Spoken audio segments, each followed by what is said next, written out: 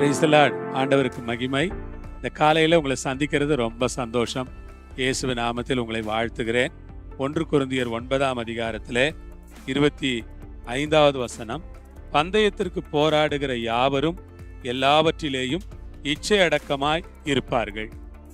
இந்த வார்த்தையை கவனியுங்கள். பந்தயத்திற்கு போராடுகிற யாவரும் எல்லாவற்றிலேயும் இச்சையடக்கமாய் இருப்பார்கள்.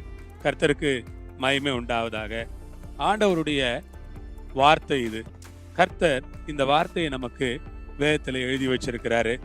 என்னன்னா, பவுல் அப்போஸ்தலன் கிறிஸ்தவ ஜீவியத்தை, கிறிஸ்தவ ஓட்டத்தை பந்தய சாலையில் ஓடுகிற ஒரு ஓட்டத்திற்கு சமமாக அதை பார்க்கிறார்.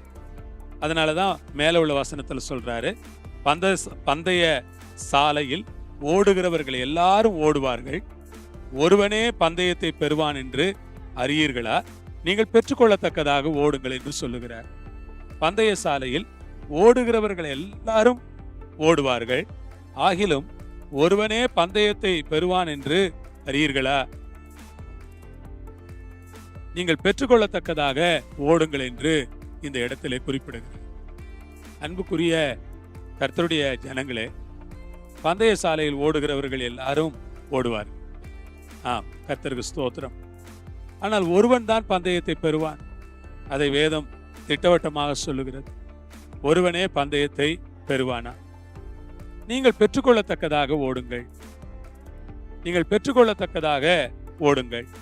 பந்தயத்திற்கு போராடுகிற யாவரும் எல்லாவற்றிலும் இச்சையடக்கமாய் இருப்பார்கள்.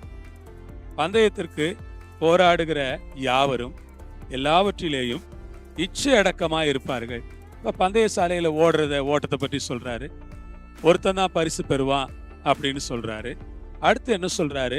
பந்தயத்துக்கு போராடுற, அதுக்காக ப்ரிப்பேர் ஆகிற எல்லாரும், பந்தயத்திற்காக தங்களை தயார்படுத்துற எல்லாரும் எல்லாவற்றிலும் இச்சையடக்கமா இருப்பாங்க. எல்லாரும் எல்லாவற்றிலும், ஒரு காரியம் ரெண்டு காரியங்கள் அல்ல, எல்லா காரியங்களிலும் இச்சையடக்கமாக இருப்பாங்க. கர்த்தருக்கு ஸ்தோத்திரம். எல்லா காரியத்திலேயும் விசுவாசிகள், ஊழியக்காரங்க, கர்த்தருடைய பிள்ளைங்க இச்சையடக்கமா இருக்கணும். எல்லாவற்றிலும் நாம் இச்சையடக்கமா இருந்தா ஆண்டவர் பார்ப்பாரு, என் மக எல்லாவற்றிலும் இச்சையடக்கமா இருக்கிறான், ஆகவே நான் அவனுக்கு வெற்றி கொடுக்கணும். கர்த்தருக்கு ஸ்தோத்திரம். ஒரு வெற்றி என்பது தேவன் நம்ம கொடுக்கிற ஒரு ஆசீர்வாதம். அந்த வெற்றியை பெறுவதற்கு நாம் என்ன செய்யணும் அப்படின்னா, ஒரு காரியம்தான் நமக்கு சொல்லப்பட்டிருக்கிறது, இச்சையடக்கமா இருக்கணும். விசுவாசிகளாகிய நாம ஒவ்வொரு காரியத்திலும் இச்சையடக்கத்தை முக்கியப்படுத்தி கொள்ளணும். எல்லா விஷயங்களிலும் இச்சையடக்கமா இருக்க வேண்டியது ரொம்ப ரொம்ப அத்தியாவசியமாக இருக்கிறது. நிறைய பேரு இன்றைக்கு இச்சையடக்கம் இல்லாம, இச்சையடக்க குறைபாட்டினால கஷ்டப்படுறாங்க. ஒருவேளை அது சாப்பாடா இருக்கலாம், ஒருவேளை அது தூக்கமா இருக்கலாம், ஒருவேளை அது பணமா இருக்கலாம், ஒருவேளை அது சரீரம் சார்ந்ததா இருக்கலாம், ஒருவேளை அது பொருள் சார்ந்ததா இருக்கலாம். எல்லாவற்றிலும் ஒரு இச்சை அடக்கத்தை கர்த்தர் நமக்கு தரும்படியாக கர்த்தருடைய கரங்களிலே நாம் ஒப்பு கொடுக்க வேண்டும். எல்லாவற்றிலும் நாம் இச்சை அடக்கமா இருந்தால் தேவன் அதை பார்த்து கொண்டிருப்பார்.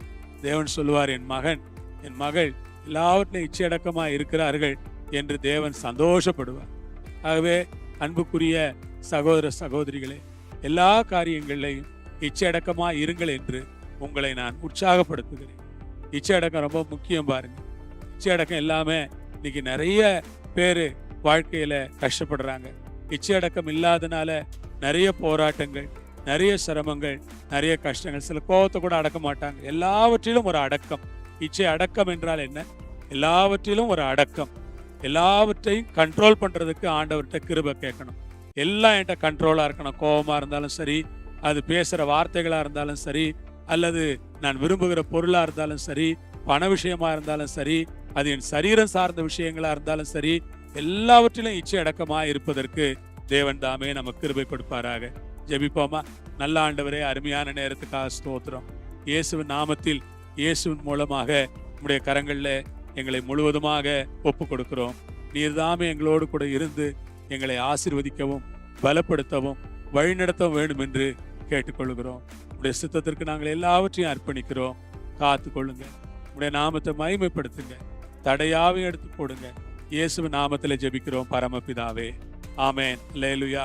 கர்த்தருக்கு ஸ்தோத்திரம்.